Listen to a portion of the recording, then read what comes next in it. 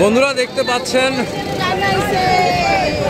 প্রধানমন্ত্রী দেশ থেকে পালিয়ে যাওয়ার পরে প্রধানমন্ত্রীর কার্যালয় থেকে গণভবন এবং সরকারি যে প্রতিষ্ঠান সংসদ ভবন রয়েছে সব কিছু আসলে গণমানুষের দখলে চলে আসছে। আপনারা দেখতে পাচ্ছেন কার্যালয়ের ভিতরে যা কিছু পাচ্ছে সব কিছু নিয়ে আসছে বিক্ষুব্ধ দেশের মানুষ। এবং ঠিক কার্যালয়ের গেটে আপনি দেখতে পাচ্ছেন যে দেশের পতাকা উড়িয়ে বিজয় নিশান দেখাচ্ছে বিক্ষুব্ধ ছাত্ররা বা আন্দোলনকারী ছাত্ররা বিজয়ের নিশান উড়িয়ে দেখাচ্ছে। এবং ঢাকার বলা চলে পুরো ঢাকার মানুষ এসে জড়ো হয়েছে। যে যা পারছে যেখানে যেটা ভালো লাগছে সবাই সেই জিনিসটি নিয়ে চলে যাচ্ছে।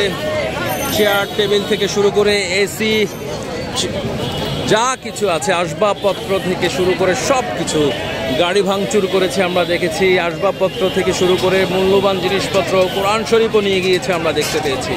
এখনো মানুষ কিন্তু আসলে উপচে পড়া ভিড়। যে এ ভাই এটা কি জিনিস? এটা ফুল গাছ ভাই। এটা ফুল গাছ? তা আপনি কি এই ফুল গাছটাই পেলেন আর কিছু পাইলেন না? পাইছি অনেক কিছু কিন্তু আমার এটা পছন্দ হয়েছে।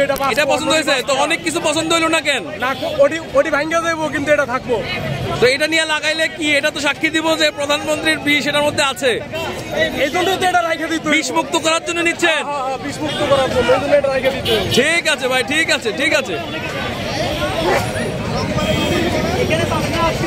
সে যেভাবে পারছে সে তার আনন্দ উল্লাসের বহিঃপ্রকাশ এভাবেই করছেন। আপনারা দেখতে পাচ্ছেন সবাই আসলে সচরাচর সবসময় এই প্রধানমন্ত্রীর কার্যালয়ের ভিতরে সবার যাওয়া হয় না। আজকে এই বিজয় উল্লাসে সুযোগ পেয়েছে। ঢাকার মানুষ সবাই রাস্তায় নেমে এসেছে এবং আপনি দেখতে পাচ্ছেন প্রধানমন্ত্রীর কার্যালয় থেকে শুরু করে সব কিছু তারা দখলে নিয়েছে এবং তাদের আনন্দ উল্লাস বহিঃপ্রকাশ করছে।